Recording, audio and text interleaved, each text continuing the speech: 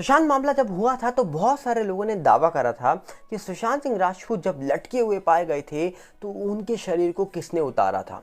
जबकि कहा जाता है कि रिपब्लिक मीडिया ने जब इस पूरे मामले में एक स्ट्रिंग ऑपरेशन किया था तो उन्होंने उस घर पे आए हुए एम्बुलेंस ड्राइवर अक्षय से बात करी थी और साथ में सिद्धार्थ पिठानी का स्टेटमेंट को भी रखा था। और दोनों के स्टेटमेंट में जो बातें निकल के आई थी वो साफ साफ दर्शाते हैं कि आखिरकार दोनों में से एक ही इंसान सच्चा हो सकता है या फिर दोनों ही झूठ बोल रहे थे। क्योंकि दावा ये होता है कि रिपब्लिक मीडिया ने जब स्ट्रिंग ऑपरेशन करा था उससे पहले ही कहा जाता है कि सिद्धार्थ पिठानी से बातचीत हो चुकी थी और पिठानी ने बताया था कि हमने सुशांत सिंह राजपूत जो लटके हुए पाए गए थे उनको उतारा था नीचे और उसके बाद पुलिस को बताया था।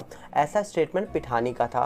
पर इसके बाद जब स्ट्रिंग ऑपरेशन हुआ रिपब्लिक के द्वारा तो अक्षय जो एम्बुलेंस ड्राइवर थे उनसे बात की गई और जब उनसे बात हुई तो उन्होंने क्या कहा आपको सुनाएंगे, पर पहले हम बता देते हैं कि उनका कहना था कि हमारे पास इतना टाइम नहीं होता है, हमको तो पुलिस हायर करती है, हम ऊपर गए, हमने उनको उतारा ऊपर से और नीचे लेके आ गए।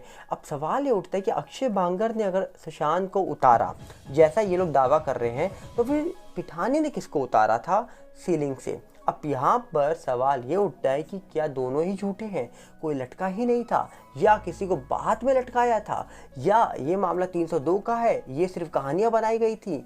आप खुद सुनिए रिपब्लिक का स्ट्रिंग ऑपरेशन में क्या निकल के आया था। खबरें निकल के आने के बाद भी सवाल बहुत सारे उठे थे कि आखिरकार एक तरफ कहा जा रहा है कि पिठानी जो इस पूरे मामले में शुरुआत में एसएसआर के परिवार के साथ खड़े हुए थे, पर जब सुशांत के परिवार ने पटना में एफआईआर करी और पिठानी का नाम नहीं लिखवाया तब पिठानी आ गए रिया के साथ। और बाद में कहा जा रहा है कि पिठानी और रिया कांटेक्ट में भी नहीं थे कुछ महीने तक। ऐसा भी दावा रिया चक्रवर्ती ने अपने एक इंटरव्यू में किया था। पर वहीं पे पिठानी जब रिपब्लिक में आता है तो वो इंटरव्यू छोड़ के भाग जाता है क्योंकि भैया वो गलत बयान दे रहा था और रिपब्लिक में अर्नब गोस्वामी का सामना नहीं कर पा रहा था। यहाँ तक कि टाइम्स नाउ में जब नाविका उनसे पूछ रही थी कि सुशांत सिंह राजपूत की हाइट कितनी थी, उनकी डायरी के पन्ने जो फटे हुए थे वो कहाँ गए, तब भी वो जवाब नहीं दे पा रहे थे। इश्करण भंडारी जो एक लॉयर हैं, कहा जा रहा है कि उन्होंने सवाल पूछा था इनसे कि आप बताइए सुशांत की हाइट क्या थी, तो इन्होंने कहा था करीब 5'8" समथिंग थी। अब सवाल ये उठता है 6 फुट के इंसान को आप सीधा 5'8" बता रहे हो और 6 महीने के ऊपर तक ये सुशांत के साथ रहे थे और इनको ये नहीं पता कि सुशांत की हाइट कितनी है।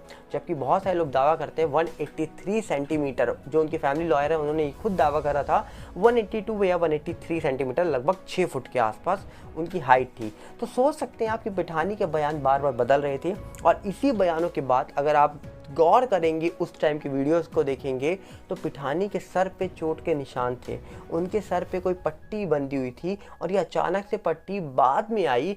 मतलब पहले जब इंटरव्यू हुए तब कोई ऐसी पट्टी नहीं दिखी थी उनके सर पर, जब ये मामला हुआ तब कोई पट्टी नहीं थी, पर अचानक से इंटरव्यू में इन्होंने ऐसा क्या बोल दिया कि बाद में इनको चोट लग गई या इनकी धुनाई हो गई। क्योंकि कहा जाता है कि अचानक से इनके सिर पे जो पट्टी आई थी ये पट्टी ऐसे तो नहीं आई थी। मतलब क्या इन्होंने कुछ मीडिया में गलत बोला था, जो बोलने के लिए कहा गया था इनको वो इन्होंने नहीं बोला, कुछ और बोल दिया था। अब कुछ इसी प्रकार लोग मीडिया में दावा कर रहे थे, कुछ इसी प्रकार लोग सोशल मीडिया पे भी दावा कर रहे थे। पर उसके बाद जब पिठानी और अक्षय के बयानों को देखा गया तो रिपब्लिक ने खुद कह दिया कि ये दोनों बयानों में से एक ही बयान सच्चा हो सकता है या फिर दोनों झूठे हो सकते हैं, क्योंकि दोनों तो सच्चे नहीं हो सकते हैं। क्योंकि पिठानी पहले ही ये कबूल कर चुके थे कि सीलिंग से पहले उतारा गया, फिर फ़ोन किया था पुलिस को और जब पुलिस को पता लगा होगा तब एम्बुलेंस को बुलाया गया होगा। पर यहाँ पर अक्षय कह रहे हैं कि भैया हम लोग आए थे, हमको पुलिस ने हायर किया था और हमने उनको उतारा सीलिंग से और नीचे लेके आ गए। तो ऐसा कैसे हो सकता है? मतलब एक तरफ अक्षय बांगर जो एम्बुलेंस ड्राइवर है और अक्सर एम्बुलेंस ड्राइवर का काम होता है कि शरीर को एक जगह से दूसरी जगह, मतलब घर से हॉस्पिटल लेके जाना, और ना कि इन सारे बड़े मामलों में फंसना या किसी भी मामले में उनका नाम आना।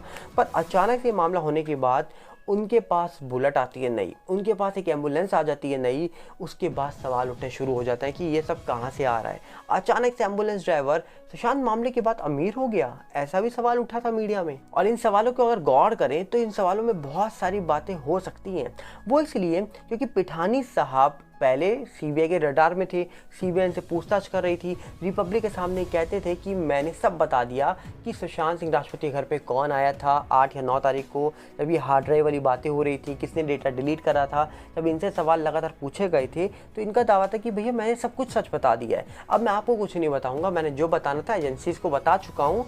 अब यहाँ पर सवाल ये उठता है कि एजेंसीज को अगर ये सच बता चुके हैं तो एजेंसीज पूरे मामले में क्यों बड़ा एक्शन अभी तक नहीं ले पाई। पिठानी साहब जो सुशांत के घर पे रहते थे, उनके स्टाफ मेंबर्स में शामिल थे। कहा जा रहा है कि उनका जो ड्रीम प्रोजेक्ट था शायद उसमें भी वो जानते थे कि कौन कौन लोग जुड़े हुए हैं सुशांत के साथ, जबकि कहा जाता है कि सुशांत जिस दिन हमारे बीच नहीं रहे, पिठानी ही उनके घर पे मौजूद थे। तो क्या पिठानी सच जानते थे?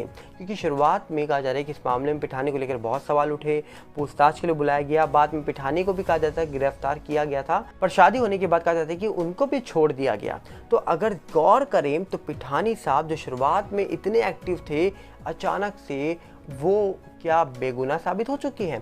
क्योंकि दो बड़े लोग इस पूरे मामले में जिनके बयान बहुत इंपॉर्टेंट है, एम्बुलेंस ड्राइवर और साथ में पिठानी साहब। पिठानी वो शख्स है जो बाद में सुशांत के परिवार का साथ छोड़ चुके थे, जो बाद में उन लोगों का साथ दे रहे थे जिनको लोग गलत मान रहे थे, जिनके ऊपर लोग सवाल उठा रहे थे। पिठानी अचानक से उनके साथ कैसे हो गया? ये खुद उनके फैमिली लॉयर थे, विकास सिंह जी, जो सुशांत सिंह राजपूत के फैमिली लॉयर थे। उन्होंने दावा करा था कि पिठानी पहले परिवार के साथ था, अचानक से वो पलट कैसे गया? पहले वो दावा कर रहा था कि मैं सब सच बताऊंगा, परिवार का साथ दे रहा था, और अचानक से जब एफआईआर में उनका नाम नहीं आया तो उन्होंने परिवार का साथ छोड़ दिया और वो चले गए दूसरे की पार्टी में।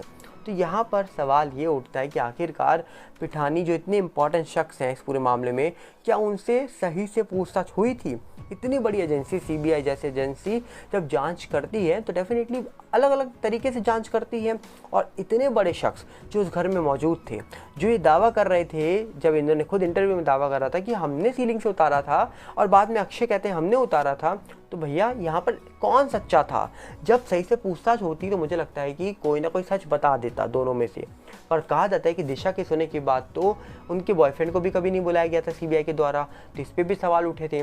पर अब कहा जाता है कि सीबीआई इस पूरे मामले को जांच कर रही थी, तो क्या रूप कुमार शॉ जी का स्टेटमेंट रिकॉर्ड किया गया था? ये भी बड़ा सवाल है। क्यों? क्योंकि रूप कुमार शॉ जी ने तो साफ बताया था कि उनके पैरों की हड्डी टूटी थी, उनके चोटों के निशान थे, हमने डॉक्टर को बोला था, पर हमको ये कहा गया कि आप अपना काम करिए।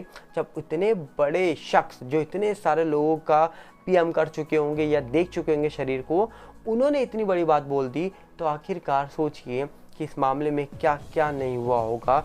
शुरुआत में बहुत सारे लोगों के बयान बदल रहे थे, बहुत सारे लोग हो, जैसे चाबी वाला हो, या फिर उनके घर पे रहने वाले नीरज हो, केशव हो, या फिर पिठानी साहब हो, इनके भी बयान बदले थे कहीं ना कहीं पर वहीं पर आज तक दीपेश सावंत क्यों मीडिया के सामने नहीं आया? जब रिपब्लिक पहुंची दीपेश सावंत से बात करने के लिए तो पुलिस ने उनको प्रोटेक्शन दे दी। तो आखिरकार दीपेश सावंत ऐसा क्या जानते थे इस मामले के बारे में? दीपेश सावंत ऐसा कौन सा शख्स था जिसको इतनी इंपॉर्टेंस दी जा रही थी? और ये वही लौता शख्स था जो कभी मीडिया के सामने निकल के नहीं आया। तो सवाल तो अपने आप बनेगा कि आखिरकार पिठानी साहब मीडिया में आते हैं, साथ में कहा जा रहा है कि कई और स्टाफ मेंबर मीडिया में आते हैं, पर दीपेश सावंत मीडिया में नहीं आता है, और ये बहुत बड़ा सवाल अपने आप उठता है। सैमुअल मिरांडा भी ज़्यादा मीडिया में नहीं दिखे थे, जो उस घर पे शायद हाउस मैनेजर थे और सुशांत सिंह राजपूत के बैंक्स को भी शायद हैंडल कर रहे थे, उनके भी नाम आए थे जब ईडी का मामला निकल के आया था, जब एनसीबी की चार्जशीट में शायद उनका नाम भी है। तो बहुत सारे लोग इस पूरे मामले में इंक्लूड हो सकते हैं, नहीं भी हो सकते हैं। एजेंसी सच बताएगी, कब बताएगी ये नहीं जानते, पर पिठानी और अक्षय के ये बयान जो आपने सुने ये बहुत इंपॉर्टेंट है इस पूरे मामले में। आप क्या कहना चाहेंगे? क्योंकि हमको तो यही लगता है कि इस मामले में जब बयान बदल रहे हैं तो ये मामला तो 302 का है। अब फिलहाल इसका फैसला तो एजेंसी करेगी, मामला कौन सा है कौन सा नहीं है। पर आपको क्या लगता है? कमेंट बॉक्स आपके लिए खुला है, मिलेंगे बहुत जल्दी। नमस्कार, जय हिंद।